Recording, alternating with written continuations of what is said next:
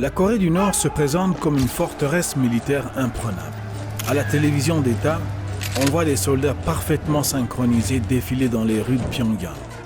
Mais derrière cette mise en scène soignée, se cache un monde de souffrance que le régime s'efforce désespérément de dissimuler. Aujourd'hui, nous révélons ce qu'est réellement la vie des soldats qui servent dans l'une des armées les plus secrètes de la planète. Vous découvrez cette chaîne? Pensez à vous abonner et à activer la cloche des notifications. Et avant de commencer, likez la vidéo.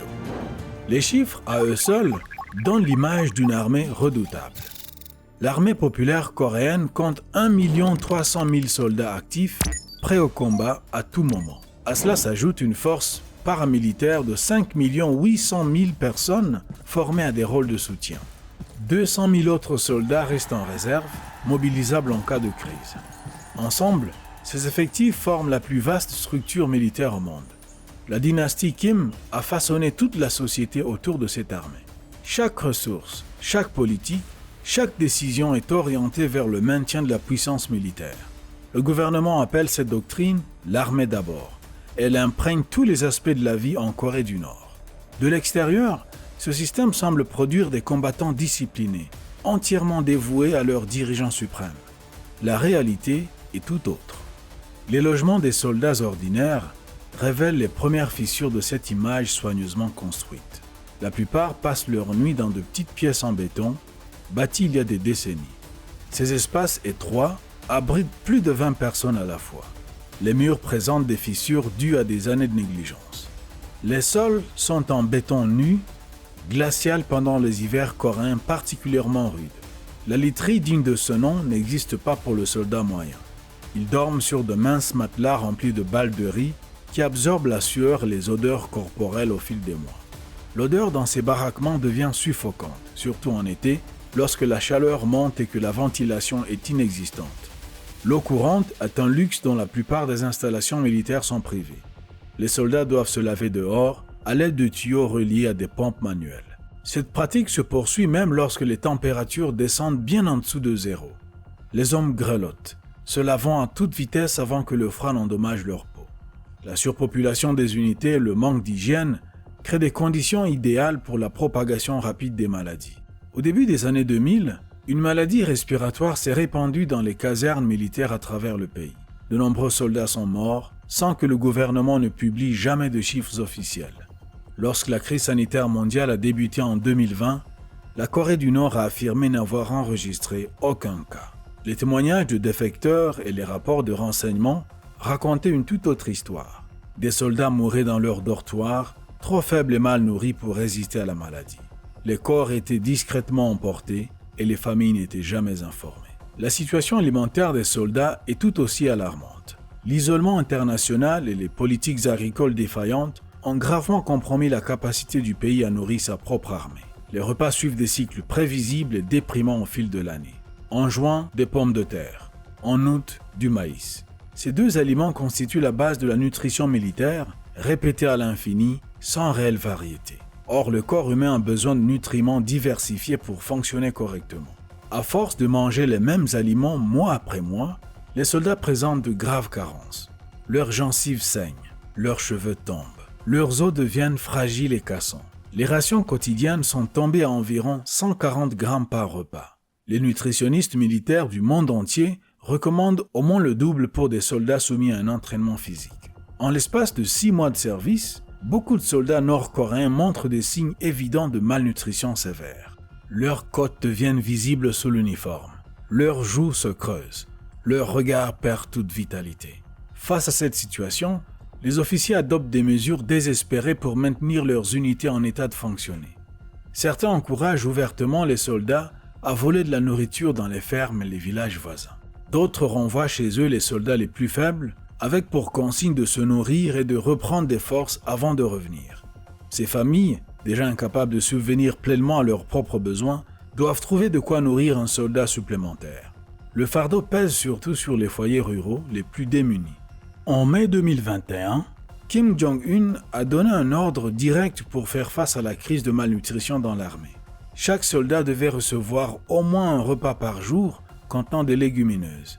Le soja et le tofu devaient fournir les protéines absentes du régime habituel. L'ordre semblait raisonnable. Son application s'est révélée impossible. Les commandants, partout dans le pays, ne disposaient pas des stocks nécessaires. Les haricots étaient tout simplement introuvables en quantité suffisante pour nourrir plus d'1 million de soldats chaque jour.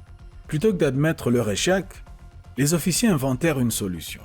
Ils ont commencé à renvoyer les soldats chez eux pour ce que l'on a appelé « permission haricots ». Ces permissions obligatoires duraient entre 10 et 14 jours. Les soldats rentraient dans leur famille, mangeaient ce que leurs proches pouvaient leur offrir, puis retournaient à leur unité. Mais le système comportait une exigence cruelle. Chaque soldat devait revenir avec une quantité imposée de haricots pour l'unité. À défaut, du maïs ou du riz pouvait faire l'affaire. Les quantités variaient selon les unités, mais la contrainte restait la même. Des familles rurales, qui produisaient à peine de quoi survivre, devaient désormais sacrifier une partie de leur récolte pour soutenir l'armée. Des parents qui n'avaient pas vu leur enfant depuis des mois le voyaient revenir amaigri et affaibli, le nourrissaient pendant 2 semaines, puis le renvoyaient avec des sacs de nourriture dont la famille avait désespérément besoin. Ce cycle se répétait tout au long de l'année, drainant les ressources de la population civile pour maintenir une armée à peine opérationnelle. Les soldats qui endurent ces conditions n'y sont pas arrivés par hasard. Leur parcours vers le service militaire commence dès la petite enfance, parfois avant même de savoir lire ou écrire. À l'âge de 4 ans, les enfants nord-coréens entrent dans des crèches d'État où l'endoctrinement politique débute immédiatement. Les murs sont couverts d'images montrant des soldats ennemis anéantis par de courageux combattants coréens.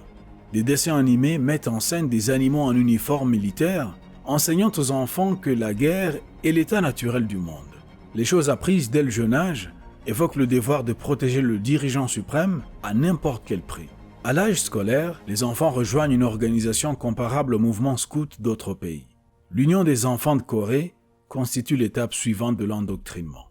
Les membres portent un uniforme et participent à des activités destinées à les préparer à leur futur rôle militaire. Les chansons apprises à ce stade deviennent plus explicites.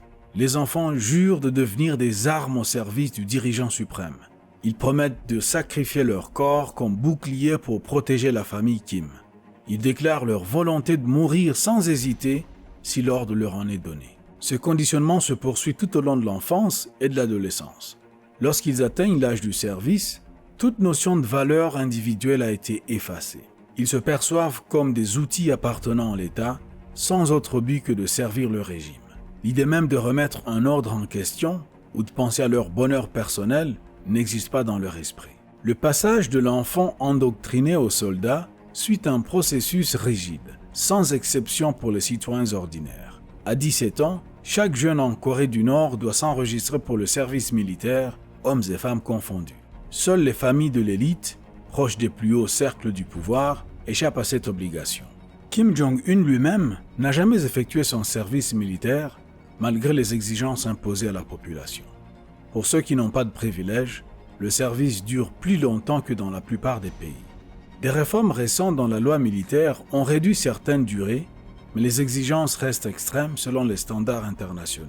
Les hommes doivent servir 8 ans. Les femmes servent entre 5 et 8 ans selon leur affectation et les besoins des unités. Ces durées prolongées s'appliquent en partie par le manque de volontaires. Le service obligatoire compense l'absence d'enthousiasme. Les critères physiques ont également été revus à la baisse. Des famines répétées ont freiné la croissance de générations entières. Des enfants privés de nutrition adéquate n'ont jamais atteint une taille adulte normale. Pour maintenir les effectifs, l'armée a baissé la taille minimale à 142 cm, soit environ 1,42 m. À cette taille, certains soldats paraissent presque comme des enfants à côté de leur équipement. L'entraînement dispensé à ces soldats petits et sous-alimentés ne les prépare en rien au combat réel. Les pénuries de carburant font que les véhicules bougent rarement lors des exercices. Les munitions sont trop précieuses pour être gaspillées au stand de tir. L'entraînement se concentre donc sur des activités ne nécessitant aucun matériel. Les soldats courent. Ils effectuent des exercices physiques sans équipement. Ils mémorisent des textes politiques et les récitent pendant des heures chaque jour. Une grande partie de leur temps est consacrée à des travaux manuels sans rapport avec les compétences militaires.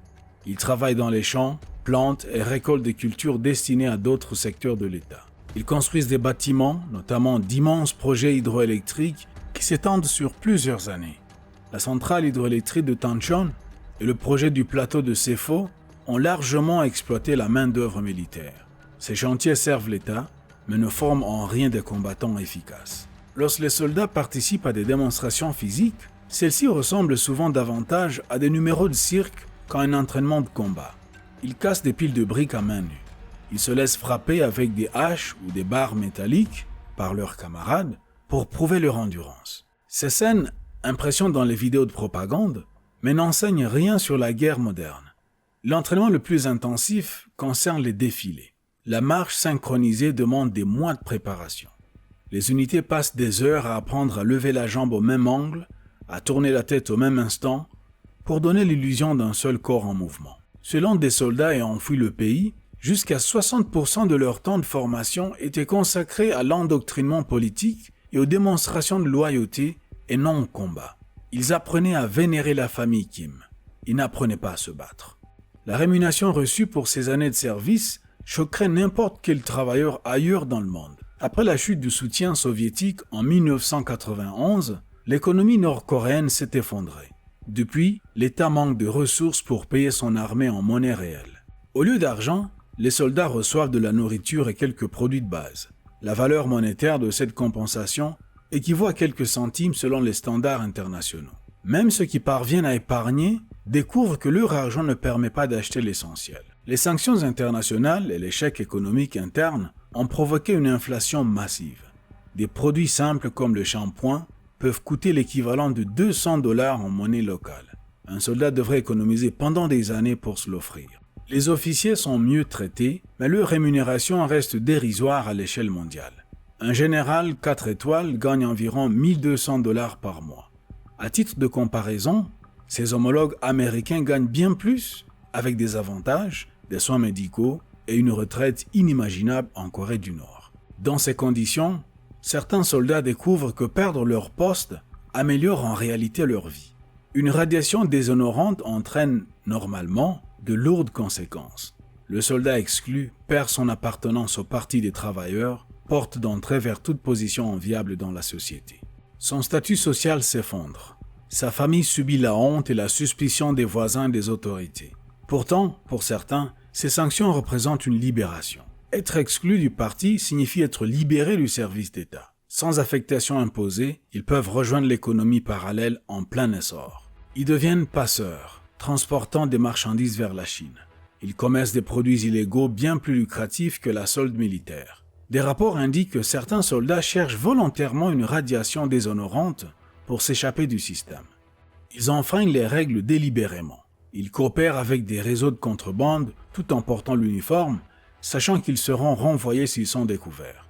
Pour eux, la perte de l'honneur officiel marque le début d'une véritable opportunité. Survivre exige de renier les valeurs inculquées depuis l'enfance. Face à toute forme de déloyauté, le régime exige des démonstrations extrêmes de dévotion. Lors des défilés, les soldats doivent afficher des émotions prouvant leur amour pour la famille Kim. Lorsqu'un dirigeant meurt, ces exigences atteignent un paroxysme. Après la mort de Kim Jong-il, en 2011, les soldats furent contraints de pleurer publiquement. Les caméras ont filmé ces scènes pour le monde entier. On y voyait des soldats s'effondrer en larmes, criant leur douleur. Ce que les caméras ne montraient pas, ce sont les sanctions pour un deuil jugé insuffisant. Les soldats qui ne pleuraient pas de manière convaincante étaient interrogés par les officiers politiques. Ceux accusés de manque d'émotion risquaient jusqu'à 6 mois de camp de travail.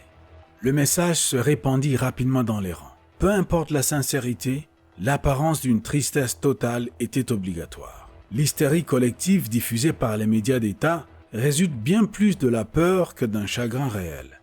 Les soldats savent que leur liberté, voire leur vie, dépend de leur capacité à afficher les émotions attendues. Les larmes coulent parce que l'alternative est la prison. Les soldats prisonniers de ce système font face à des obstacles presque insurmontables s'ils veulent fuir.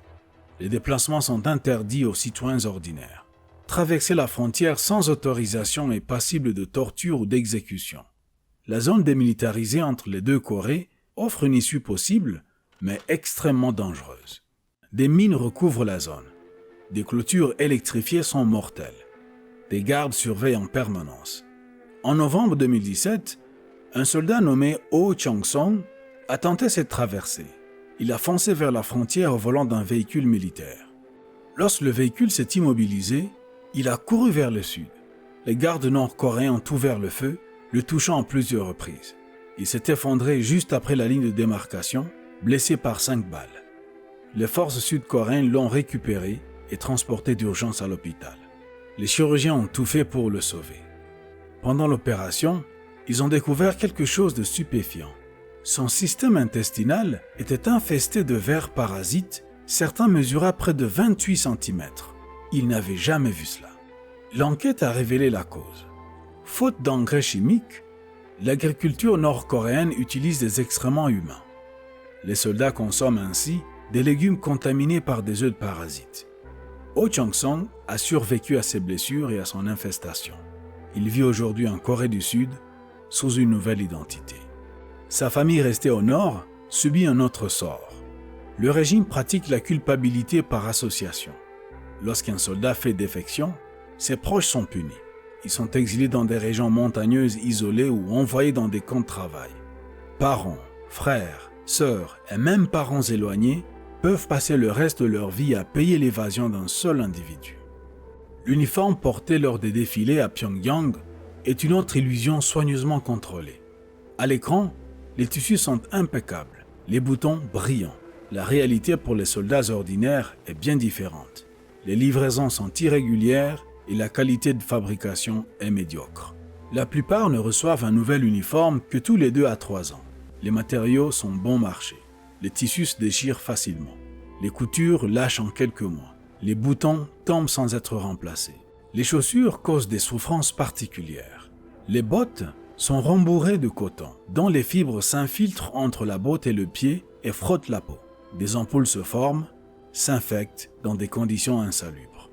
En hiver, l'isolation insuffisante provoque de nombreux cas d'engelure. Les femmes soldats affrontent des difficultés supplémentaires lors des défilés. Le règlement leur impose de porter des chaussures à talons hauts. Le pas doigt exige un effort extrême dans ces chaussures inconfortables. Pour éviter que ces chaussures ne s'envolent, les femmes se lient les pieds avec de la ficelle ou des élastiques, ce qui coupe la circulation. Après des heures d'entraînement, elles peinent à marcher tant la douleur est intense. Le système de santé censé soigner ces blessures existe surtout sur papier. Officiellement, les soins sont gratuits pour tous, y compris pour les militaires. En pratique, les hôpitaux manquent de médicaments. Le matériel chirurgical est obsolète. Les médecins n'ont pas les moyens de traiter des problèmes simples. Les soldats découvrent que les soins gratuits sont souvent inefficaces. Pour de vrais traitements, ils doivent payer ou compter sur leur famille. Beaucoup se tournent vers des remèdes à base de plantes peu efficaces. D'autres ne reçoivent que de l'iode sur des blessures graves. En décembre 2020, des rapports indiquaient que près de la moitié des soldats du premier corps étaient trop malades pour s'entraîner. Cela alors même que le gouvernement affirmait officiellement qu'aucun cas de maladie respiratoire n'existait dans le pays. Les soldats malades n'ont reçu aucun soin réel. Ils attendaient dans leurs dortoirs surpeuplés, guérissant seuls ou s'affaiblissant jusqu'à l'incapacité de servir. Les femmes soldats subissent toutes ces épreuves avec des contraintes supplémentaires liées à leur genre. La malnutrition et l'effort extrême affectent particulièrement leur corps. Beaucoup cessent complètement de menstruer quelques mois après leur entrée en service. Privés de nutriments et soumis à un stress constant, l'organisme suspend les fonctions reproductrices pour économiser de l'énergie. Lorsqu'elles ont leurs règles, elles n'ont accès à aucun produit hygiénique adapté. L'armée n'en fournit pas. Elles n'ont pas les moyens d'en acheter. Elles réutilisent des morceaux de tissu impossibles à laver correctement entre chaque usage, ce qui entraîne des infections et des maladies chroniques que le système médical ne peut pas traiter. À cela s'ajoute une exploitation sexuelle généralisée par les officiers masculins. Certains abusent de leur autorité pour contraindre les femmes. Celles qui résistent voient leur avenir politique menacé. Un officier peut empêcher une femme d'adhérer au parti, ruinant toute perspective d'avenir. Les plaintes sont ignorées ou retournées contre les victimes. Les femmes qui survivent au service militaire portent des séquelles physiques et psychologiques à vie. Leur corps porte les marques de la faim, du travail forcé et des abus. Leur esprit conserve des souvenirs de violations que la société refuse de reconnaître. Pour les soldats qui meurent en service, l'État n'offre presque rien à leur famille. Il n'existe ni pension, ni indemnité, ni soutien financier. Les familles reçoivent seulement un certificat attestant de la loyauté du défunt envers le dirigeant suprême. Ce papier n'a aucune valeur concrète. Il ne permet ni de se nourrir, ni de se loger. Il rappelle simplement ce qui a été perdu, sans aucune reconnaissance de ce que cette perte signifie pour ceux qui restent. Ce certificat incarne l'ultime humiliation d'un système qui exige tout de ses soldats sans rien leur rendre. Les jeunes entrent dans le service militaire et sont endoctrinés à croire que leur vie appartient à l'État. Ils passent des années dans la misère, mal nourris, mal formés, mal payés. Ils voient leur santé se dégrader et leur avenir disparaître. Ceux qui survivent reviennent brisés. Ceux qui meurent ne laissent derrière eux qu'un bout de papier sans valeur. Si la vidéo vous a plu, laissez-nous un like. Pour voir d'autres vidéos que nous avons réalisées, cliquez sur l'une de celles qui s'affichent à l'écran ou visitez la chaîne. Merci d'avoir regardé. À très bientôt.